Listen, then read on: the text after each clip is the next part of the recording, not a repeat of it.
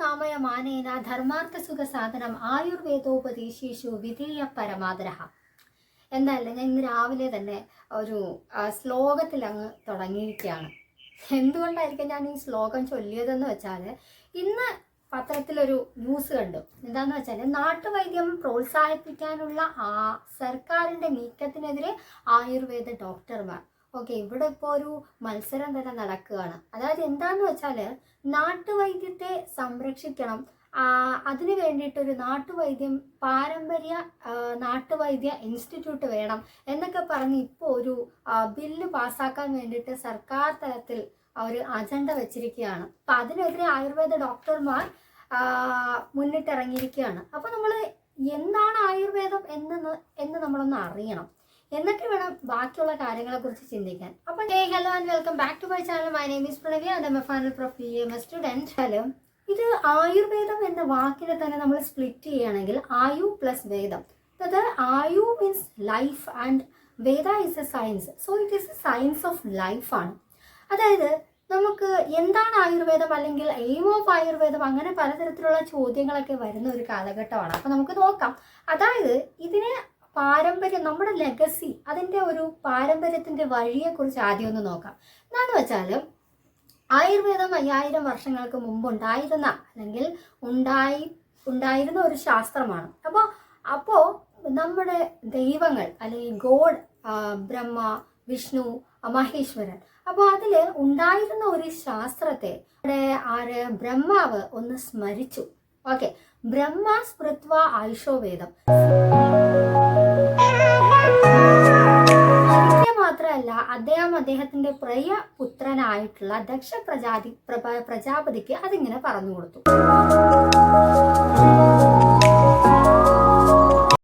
ഈ ദക്ഷ പ്രജാപതി എന്ത് ചെയ്തു? അത് അശ്വിനി ദേവന്മാർ, അവർ ട്വിൻസ് ആണ് കേട്ടോ, അവർക്ക് അങ്ങനെ പഠിപ്പിച്ചു കൊടുത്തു. അവരിൽ നിന്നും സഹസ്രാക്ഷൻ അഥവാ ഇന്ദ്രദേവൻ ഇത് പഠിച്ചെടുത്തു. അതിനുശേഷം അപ്പൊ ഇതെല്ലാം ദേവതകൾക്ക് മാത്രം അറിയാവുന്ന ഒരു സയൻസ് ആയിരുന്നു. അപ്പോഴാണ് നമ്മുടെ ഭൂമിയിൽ രോഗങ്ങളും കാര്യങ്ങളൊക്കെ വന്നത്. അപ്പൊ എന്ത് ചെയ്തെന്ന് വെച്ചാല്, കുറച്ച് പ്രശ്നങ്ങൾ വന്നപ്പോഴത്തേക്കും നമുക്ക് ഇതും പഠിക്കണം എന്നൊരു കാര്യം വന്നപ്പോഴത്തേക്കും ഒരു മുനിയെ എല്ലാവരും കൂടെ തീരുമാനിച്ച് ഇന്ദ്രലോകത്തിലേക്ക് പറഞ്ഞു വിടുന്നു. പിന്നെ അദ്ദേഹം വന്ന് ശ്രുതഗ്രാഹ്യനായിട്ടുള്ള അദ്ദേഹം അത് പഠിച്ചിട്ട് വന്നു, ഭൂമിയിൽ വന്ന് എല്ലാവർക്കും പറഞ്ഞു കൊടുത്തു.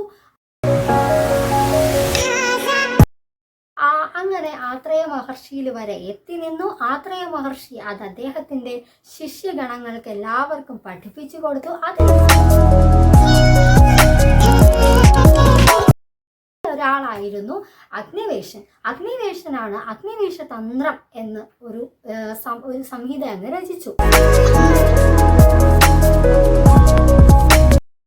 അഗ്നിവേശ തന്ത്രം എഴുതിയെങ്കിലും അത് പൂർത്തീകരിച്ചത് ചരകനായിരുന്നു. അതുകൊണ്ട് തന്നെ ചരക സംഹിത എഴുതിയത് ചരകനല്ല, ഹീസ് ജസ്റ്റ് ആൻ എഡിറ്റർ.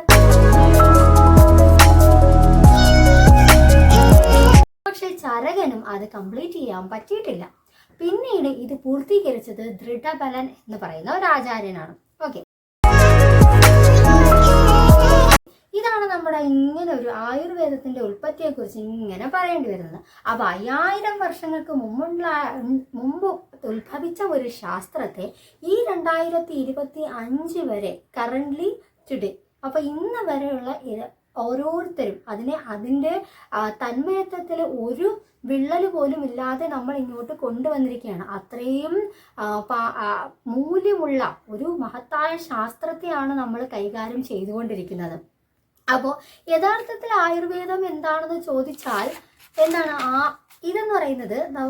നമ്മുടെ ചരക സംഹിത സൂത്രസ്ഥാനം 1-ാം അധ്യായത്തിൽ 41-ാമത്തെ ശ്ലോകത്തിൽ ഇങ്ങനെ പറയുന്നുണ്ട്: ഹിതാഹിതം സുഖം ദുഃഖം ആയസ്തസ്യ ഹിതാഹിതം മാനഞ്ച തച്ച യത്രോക്തം ആയുർവേദ സൗച്യത്തെ. അതായത് ഹിതവും അഹിതവും, അതായത് for better life and good better happy life, long ലൈഫിന് വേണ്ടിയിട്ട് നമ്മൾ ചെയ്യേണ്ട ഹിതമായിട്ടുള്ളതും അഹിതമായിട്ടുള്ള കാര്യങ്ങൾ എന്തൊക്കെ ചെയ്യണം, എന്തൊക്കെ ചെയ്യേണ്ട, ഇതൊക്കെയാണ് പറയുന്നത്. What is the aim of ആയുർവേദം എന്ന് ചോദിച്ചാൽ സ്വസ്ഥസ്യ സ്വാസ്ഥ്യരക്ഷണം ആതുരസ്യ വികാര പ്രശമനം ച, അതായത് സ്വസ്ഥനായിട്ടുള്ള ഒരാളുടെ ആരോഗ്യത്തെ സംരക്ഷിക്കുക, അതുപോലെ തന്നെ രോഗത്തിൽ അടിപ്പെട്ടിരിക്കുന്ന ഒരാളെ വീണ്ടും പുനർജീവിപ്പിച്ചെടുക്കുക. ഇതൊക്കെയാണ് നമ്മൾ ചെയ്യുന്നത്. അപ്പോൾ നമ്മളൊരു കറക്റ്റായിട്ട് ഇപ്പോൾ നമ്മൾ വൈദ്യൻ എന്നല്ലല്ലോ പറയുന്നത്, ഡോക്ടർ എന്നാണല്ലോ പറയുന്നത്. എന്നാലും പാരമ്പര്യ വൈദ്യന്മാരുള്ള ഒരു കാലഘട്ടം തന്നെയാണ് ഇത്. അതായത് പേരുകേട്ട വൈദ്യന്മാരുടെ ഒരു നാടും കൂടെയാണ് കേരളം.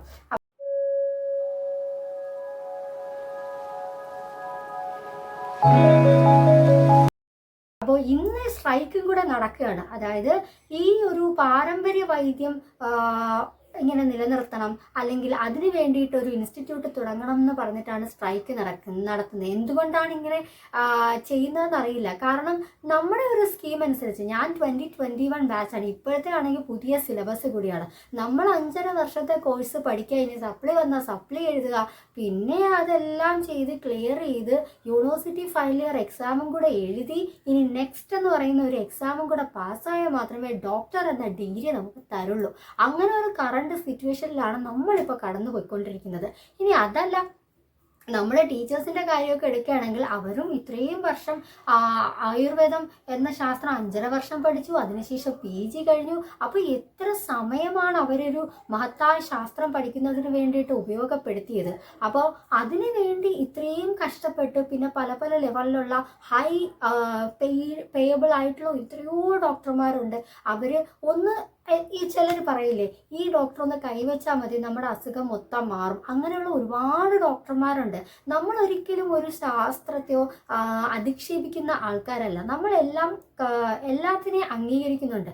പാരമ്പര്യ വൈദ്യം തന്നെയാണ് നമ്മുടെ കയ്യിൽ കൂടെ നമ്മൾ കൊണ്ടുവരുന്നത്. അതിൻ്റെ തനിമയെ ഇതുവരെ നഷ്ടപ്പെടുത്തിയിട്ടുമില്ല. പിന്നെ ശരീരേന്ദ്രിയ സത്വാത്മ സംയോഗോ ദാരി ജീവിതം നിത്യങ്കശ അനുബന്ധശ പര്യായി ആയുഹു ഉച്യതേ. അതായത് body when combines with sense organs minds and the soul then becomes life. അങ്ങനെയല്ലേ നമ്മുടെ ശാസ്ത്രത്തിൽ പറയുന്നത്. അപ്പോൾ ശാസ്ത്രത്തിൽ തന്നെ പറയുന്നുണ്ട് 3 തരത്തിലുള്ള വൈദ്യന്മാരുണ്ട്, ഭിഷക് ചത്മചരൻ, അല്ലെങ്കിൽ സിദ്ധസാധിതൻ, വൈദ്യഗുണയുക്ത. അപ്പോൾ നമ്മളിപ്പോൾ സിദ്ധസാധിതന്മാരെയാണ് ഫോക്കസ് ചെയ്യുന്നത്. ഈ 5.5 വർഷം പഠിച്ച് ഡിഗ്രി എടുത്ത് ഡോക്ടർ ആവുന്നവരെക്കാളും വ്യാജ വൈദ്യന്മാർ ചികിത്സിച്ചാലേ അസുഖം മാറുമെന്ന് ചിന്തിക്കുന്ന കാലഘട്ടമാണല്ലോ ഇപ്പോൾ. എല്ലാവരും മോശമാണെന്നല്ല പറയുന്നത്, പക്ഷേ കുറച്ച് പേര് അങ്ങനെ ആണ്. കാരണം ഈ ഡിഗ്രി ഉണ്ടെങ്കിൽ എവിടെ ചെന്നാലും നിലനിൽക്കാൻ പറ്റുള്ളൂ എന്നുള്ളൊരു കാര്യം നമ്മളൊന്ന് ആലോചിക്കണം.